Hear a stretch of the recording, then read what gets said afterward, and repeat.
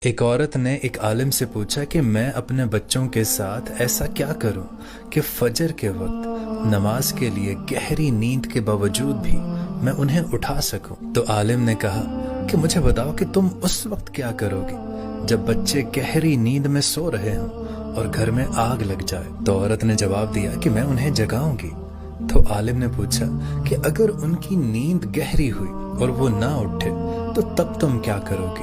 تو عورت نے جواب دیا کہ مجھے اللہ کی قسم میں ان کو گردنوں سے پکڑ کر گھسیٹ کر گھر سے باہر لے آؤں گی اور انہیں بچاؤں گی۔ تو تب عالم نے انہیں بہت خوبصورت جواب دیا کہ عورت، اگر تم انہیں دنیا کی آگ سے بچانے کے لیے یہ سب کر سکتی ہو تو جہنم کی آگ سے بچانے کے لیے بھی تم یہی کرنا۔ تم ان کی گہری نیند کی پرواہ مت کرنا، کیونکہ اگر تم کرو گی ان کی پرواہ نیند کی تو چلیں گے وہ جہنم میں۔